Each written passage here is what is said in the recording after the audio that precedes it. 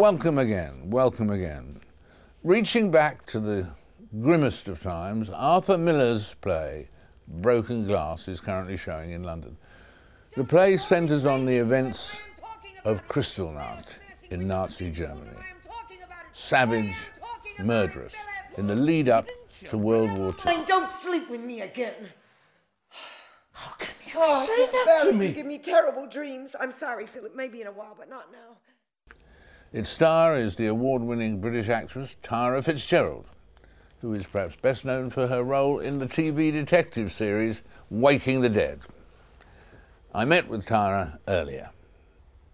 Let's start with the title of the show, Broken Glass, by the legendary Arthur Miller. Tell us what the basis of Broken Glass is and why you found it irresistible. Well, the basis of Broken Glass is it's set against a backdrop of Kristallnacht in 1938 in New York, in Brooklyn, New York. And it's about a Jewish couple. Yeah, they're in New York. They're in New York. But Kristallnacht was in Germany, exactly. Yeah, but for some reason, the woman, the character I play, Sylvia Gelberg, has attached herself to Kristallnacht, and it forms a sort of catharsis. What is it? A catharsis or an obsession? Well, I suppose it starts as an obsession and then ends up as a catharsis for her and for their relationship. But why does it shatter her life then? Because well, she's not ever been able to articulate her emotions. She has, or they have in their relationship, what we would call a sort of denial about their feelings. This is sort of just on the sort of first advent of Freud, so the whole idea of psychology is just coming through, and it's very much present in the play. The whole idea of psychology was sort of just coming through, and she suffers from not being able to articulate or indeed speak up for herself, or and it was particularly Kristallnacht, I mean, which as everybody knows perhaps, but is very much one of the worst dates in the Nazi calendar. And yes, that day was hideous. Yeah, absolutely hideous. I think partly what Miller was trying to say was that I mean, my character is paralysed, so she has this extraordinary reaction to what's happening, you know, a couple of thousand miles away in Germany, and yet she's unable to do anything physically about it. So it's caused this rather strange reaction. And I think what Miller was trying to say was that there was this sort of paralysis that happened in America as a response, or lack of response, to what was happening in Germany in the Nazi uprising, and that a lot of people actually just turned away from it. So the denial that is expressed in their relationship, in their marriage, is also a sort of a microcosm of what happened, Miller was saying, in the world. And Arthur Miller, of course, legendary, perhaps the greatest dramatist of our era. Yeah. Was he very concerned throughout his life with Nazism? Well, I don't know. I mean, I've read some of Time Bends, and I think it seems to me his concern was for freedom and articulation and action, and as I understand it, he was just concerned that the American people hadn't responded to what was happening in the war. I mean, I didn't know very much about it, or indeed the American neutrality or response to what happened. But it does seem that there was very much a turning away from it, and that there was a rise of anti-Semitism and a xenophobia going on in America at that time. And in terms of the theatre, that is the current project and so on. Yeah. Is, in terms of television, Waking the Dead probably is the first name that people spring to mind with when asked about you. Yeah. Waking the Dead was a surprise for me, because I never imagined that I'd end up in a long-running series, and yet once I was in there, I loved it. I find that field very fertile. You know, I really enjoy the exploration of forensics and what's happening in the world of DNA, and yeah, I find it. And you said somewhere that you wouldn't really, because your feelings are for strong women rather than weak women and so on, that you wouldn't want to play a really insipid woman. Would you find that going against the grain? Well, I guess, I mean, yes, in some ways. I think, I mean, for instance, Miller creates these amazing, complex characters, and he's a very compassionate writer. He's a very non-judgmental writer, so you're able to sort of express these unpleasantnesses about people and yet feel that they're all redeemable, which I think it's obviously part of his genius. So I would rather play always somebody like that, somebody who's got some muscle and some complexity. And you said somewhere that there's literally nothing that you wouldn't do for a play or a film that demanded that, and so on and so forth. And you do what it takes to get it there. So whether it's nudity or underwater swimming or whatever it is, you do it. Yeah. I mean, as I've got older, I think I might not be so keen to try anything, and I think nudity you get a bit more, well, you get a bit less as you get older. So maybe people aren't so keen to see you nude when you're in your 40s. But no, mostly I enjoy the attack. I really like going into other worlds, and I really like exploring other psyches, other possibilities, meeting unusual people, going to strange places. You know, that's reading about things I'd never read about. That's what I really enjoy. Well, all the best with this a long run. Thank you very much. With the new Arthur Miller epic. New in the sense it won an award here originally in 1995, I think. Yeah, that's right. Yeah. And anyway, and it's about to win some more. With you there in the lead. Thanks for being with us. Thank you very much. Great, Tara. Thank you. With the recent kidnappings of wheelchair-bound Marie Dedieu, British tourist Judith Tebbett, and the murder of her husband David, Somali pirates and terror groups are again making the headlines. These tragic examples highlight the danger of al-qaeda-linked group Al-Shabab, who currently control southern Somalia, or much of it. Former SAS operative and best-selling novelist Andy MCNab is once more ahead of the news with the publication of his latest thriller, Dead Centre, which follows his protagonist Nick Stone to Somalia as he attempts to rescue the kidnapped son of a Russian oligarch.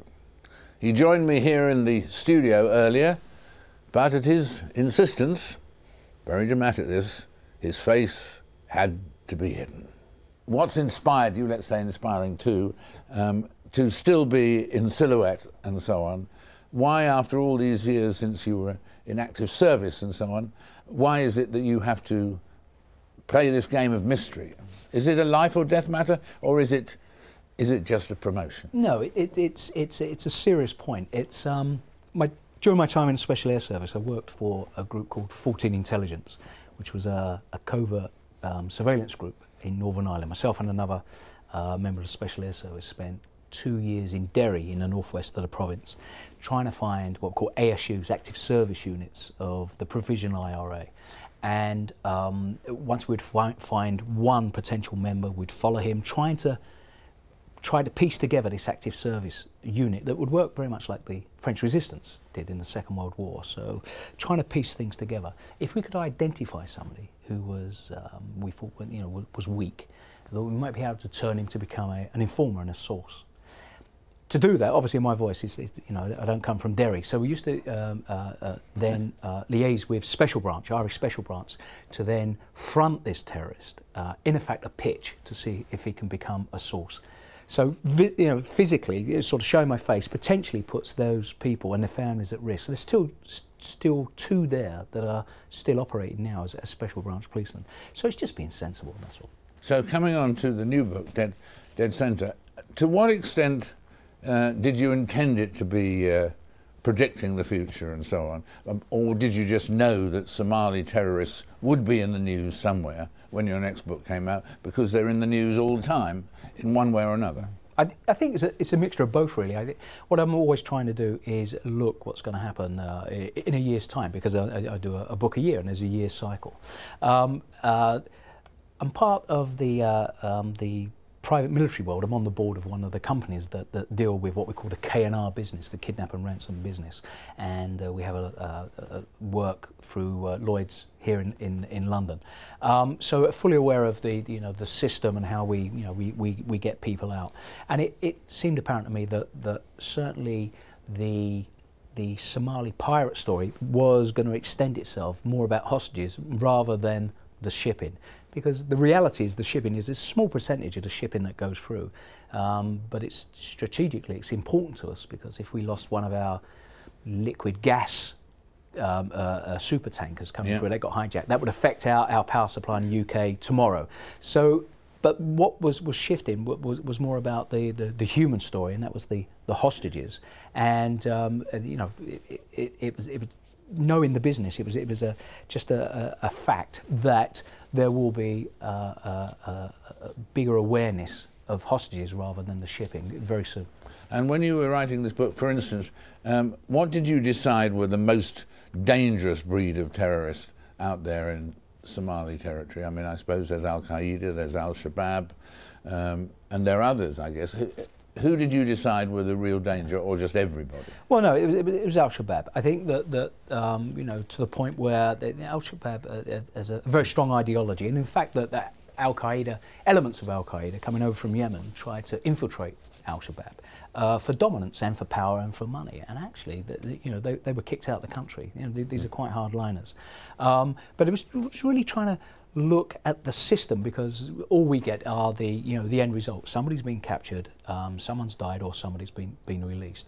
But through the book was trying to show you the process, and the process is more human. It's about contacts. It's about sort of lots of cell phone calls to Somalia. Right. And so, how do you assess, from your expert position, the relative dangers and efficiency and so on of Al-Qaeda versus Al-Shabab? I mean, I guess Al-Qaeda is more global, not totally global, but more global than Al-Shabab. But are they equally dangerous, equally disciplined, or one of them chaotic?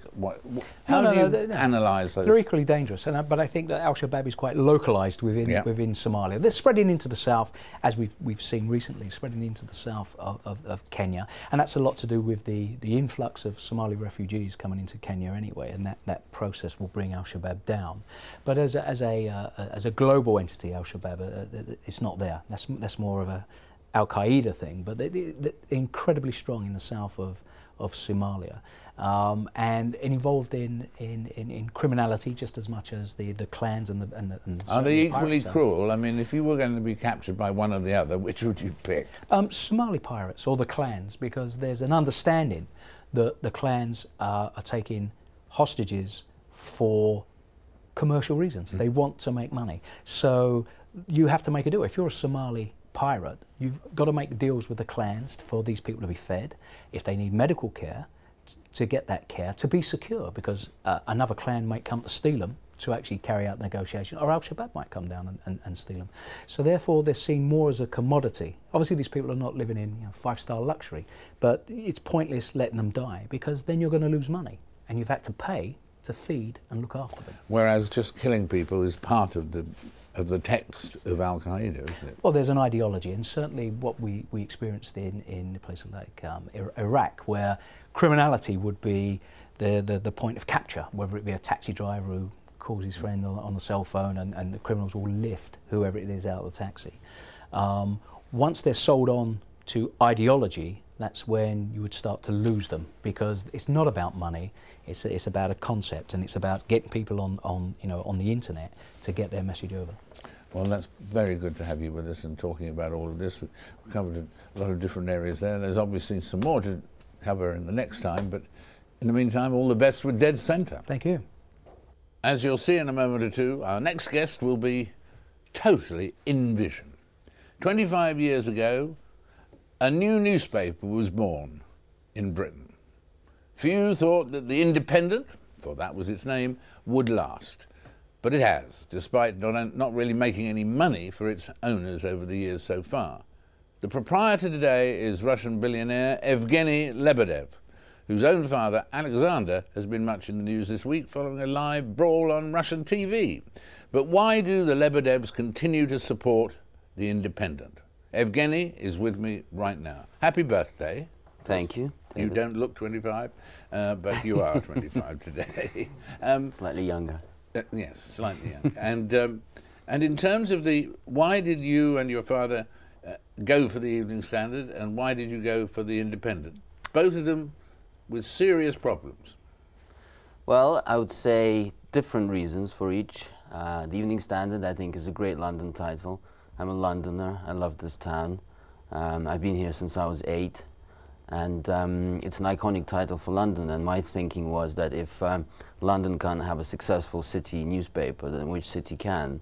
And I think we've done a very good job of it, considering the circulation of it was dropping and was going under 200,000. It was losing lots and lots of money. I'm told it's over 1 million now.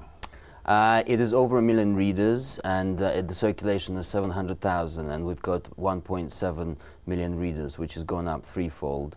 And the losses have been reducing annually, and we will be breaking even very soon. So a free giveaway business model seems to be working. As far as the Independent is concerned, is that going to go free? No. I can't say for sure. It's a completely different model, of course, because it's a national newspaper. Distribution is different. The way of producing it is different, but I can't rule it out.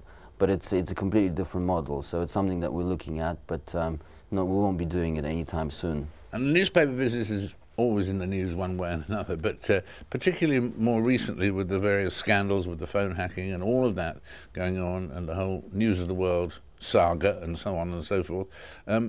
Does that worry you, or do you think there needs to be a different form of regulation for newspapers in this country? Well, I think the reputation of journalism, and of printed journalism in particular, has taken a big beating in the last year at least. And I'm proud to say, though, the Independent newspaper and the Evening Standard newspaper stand out from a lot of other publications that have been pulled into this scandal. Of course, I believe regulation has to be looked at, and public trust has gone considerably down. So we would need to think about ways of how this trust can be returned, and how regulation, what kind of regulation put in place for this public trust to return. But that said, I come from a country, I grew up in a country where there was no freedom of press, there was no freedom of expression. So I think when one's considering regulation, one has to remember that curbing freedom of expression, freedom of the press, can be very dangerous for democracy. And one of the foundations of this country, which is why I love this country, is democracy. Absolutely, absolutely. We've got, in this country right now, we've got 2 Russian billionaires in battle in court. Yes, I've noticed. And a lively. Did it take you by surprise, that case, or it was inevitable there was going to be a big, spectacular case like this, the one between Mr. Abramovich and Berezovsky? Yeah. It was expected. It was expected to have a soap opera type spectacle with lawyers and bodyguards and big cars and Reservoir Dogs style entourage. But it's interesting to watch, and I'm sure there'll be a lot of revelations. And I think the best result of this court case would be judge awarding damages to the Russian nation. I see, yes. So you'd like the Russian nation to win? Yes, I think As that between would the be. two, are you on one side or the other? Or? No, absolutely not. Very wise to say that. Very wise to say that. And then, now, of course, headlines, talking of headlines, newspapers, etc., etc., your father, Alexander Lebedev, has been all over the papers, in Russia particularly, but here too, because of a brawl or a disagreement or a technicolor disagreement on Russian television, yeah? Yes, he has. What happened? Well, he's not a violent man generally, and No. neither me or him support violence in any way, but this was completely unexpected circumstance where he was provoked for an hour and a half by a man called Polonsky, who's construction oligarch, who's had close links to the very corrupt mayor of Moscow, ex-mayor of Moscow, Yuri Lushkov. He's famous for saying that if you haven't got $1 billion, you're a loser, which was basically addressed to the whole of the Russian nation. So he was highly provocative, and I think my father felt attacked, and I believe that in anyone's circumstance, and I believe you would agree with me, that if you personally feel attacked, if your family is attacked, if your country is attacked, you stand up for yourself. And, did he land a successful blow? I think he did, yes. You see, Polonsky certainly flew off his chair. But the worry is obviously that there are various punishments and the courts can wield, but one, the worst one, would be 5 years in jail. That would not be welcome. Certainly not, and I hope it wouldn't come to that. But Polonsky filed a complaint, and there is a case against Alexander, my father, set up. So we'll see what happens. But I don't believe it would come to a prison sentence. And what about the situation? He obviously, Alexander is an oligarch. He's called an oligarch. Are you also called an oligarch, or are you too young to be an oligarch? I'm not quite sure what the definition of an oligarch no, here, but I live in this country now, in the United Kingdom. I've made it my home. Although I still don't cut my ties with Russia, because I think Russians have a very strong self of national identity. As a great Russian poet Pushkin said, we have love for our fathers' graves. I'm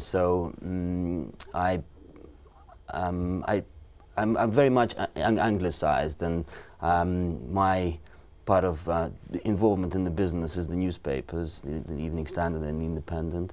I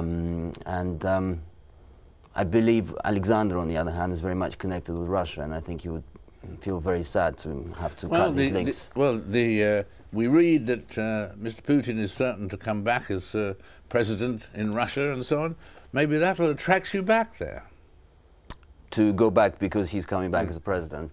I think it's a more complex issue than people present it. Some people see it as gloom, others see it as great for the future of Russia. I think it's not as simple as that. There are, of course, great problems. There's great problems of corruption and criminality all around. But on the other hand, we're much better off than we were 20 years ago, before the Soviet Union collapsed. At least we can travel freely. There is freedom of expression, there is freedom of speech. But like any country that has gone through so many changes, I think what one has to understand, I think what Western nations, Western people have to understand, and I put myself now with the Westerners, that a country which has different traditions and different history it has to be looked at in a different way and can't be judged by our own standards. Right, so that you won't be going back. I never rule it out. Like I said before, I've got very strong links with Russia, and I would never want to sever my ties, considering that both my parents live there, and I love my country. Good luck with the newspapers and the Evening Standard magazine, and etc., etc. Thanks for being with us today. Thank you. A pleasure. And that's it, I'm afraid, for this week. My thanks to all of my guests, Evgeny, of course, and all of the guests. So will you join me again in 7 days' time? Let's make a date then for another Frost Over the World.